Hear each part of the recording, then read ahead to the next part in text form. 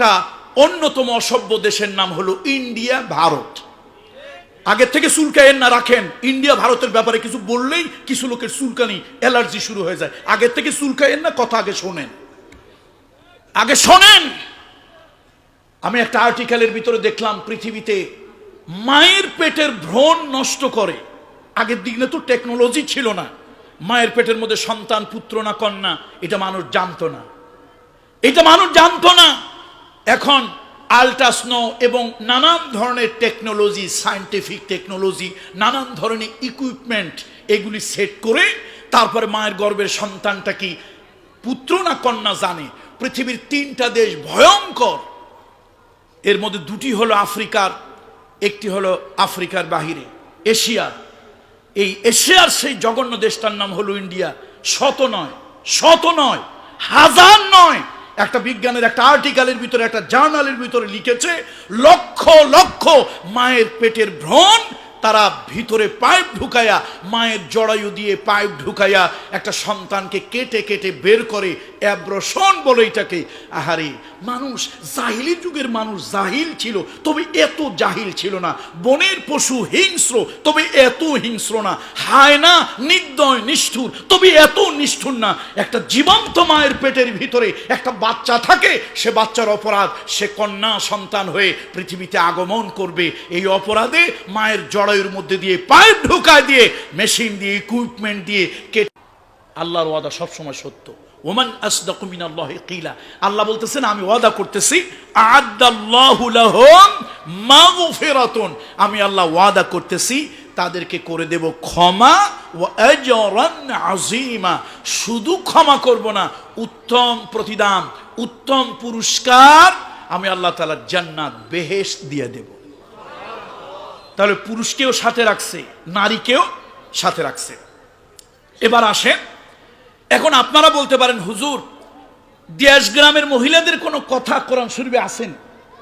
দেশ গ্রামের মহিলাদের কোনো কথা কোরআন, তাও আছে সূরা মুজাদালা। বলেন আলহামদুলিল্লাহ।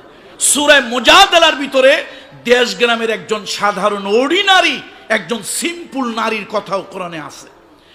আল্লাহ তাআলা কোরআনুল কারীমের সূরা মুজাদালা আল্লাহ তাআলা বলেন, قد سمع الله قول التي تجادلك في زوجها وتشتكي إلى الله والله يسمع تحاوركما إن الله سميع بصير।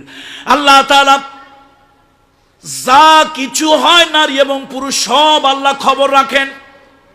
রাসূলুল্লাহ সাল্লাল্লাহু আলাইহি ওয়াসাল্লামের কাছে একজন মহিলা এলো, খাওলা বিনতে সালাবা। মহিলার নাম কি একটু বলেন তো সবাই, জবান খুলে বলেন, মহিলার নাম কি? খাওলা বিনতে সালাবা। এই মহিলা একজন গরিব নারী ছিলেন, গরিব সাহাবী ছিলেন। বড় লোকের দাম আছে, পীর সাহেব হুজুর বড় লোক মানুষ, তার বিবি সাহেব আরো দাম আছে। খতিব সাহেব হুজুর মাশাআল্লাহ একটু সামাজিক সম্মানী মানুষ, তার বিবি সাহেবের দাম আছে। মেম্বার সাহেব, চেয়ারম্যান সাহেব সম্মানী মানুষ, তাদের বড় সম্মান আছে।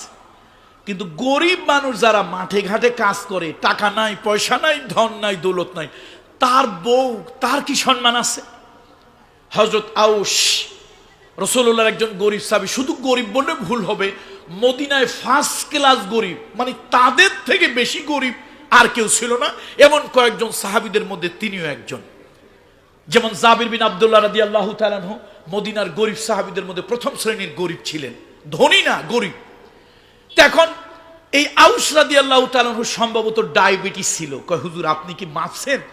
মানে তার রোগের যতগুলি লক্ষণ তফসিরে আসছে, ঘন ঘন খিদা লাগতো, ঘন ঘন ক্ষুধা লাগতো, ঘন ঘন প্রস্রাব করতো, যদি খেতে দিতে দেরি হতো চোখ মুখ ফ্যাকাশে হয়ে যেত, মেজাজটা খিটখিটে ছিল।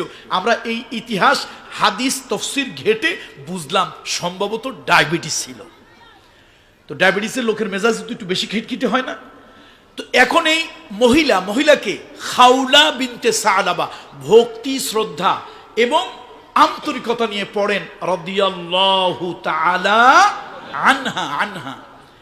এখন এই মহিলা রাসূলুল্লাহ সাল্লাল্লাহু আলাইহি ওয়াসাল্লামের কাছে একটা অভিযোগ নিয়ে আসছে, শিকায়েত। সে সারাদিন কাজ করে, কষ্ট করে, কখনো কখনো মানুষের বাড়ি কাজ করে। তো আপনারা বলেন তো, কাজের মহিলাদেরকে আপনারা কতটুকু সম্মান দেন? আমাদের চরিত্র হলো এই, কোন জিনিস নষ্ট হয়ে যাবে ফ্রিজে রাখবো, তারপরও কাজের লোকদেরকে, গরিব মানুষদেরকে দেব না। কথা ঠিক কিনা? যখন একেবারেই নষ্ট হয়ে ফ্রিজ দুর্গন্ধযুক্ত হয়ে যায়, খাওয়ার আর এখন কোনো উপযোগী নাই, তখন গরিব মানুষকে দেয়, কাজের লোকটারে দেয়, নে নে ধর তোরা খা। এই চরিত্রের মানুষ বোধহয় ফেনী জেলায় নাই, থাকলে আল্লাহ হেফাজত করুক।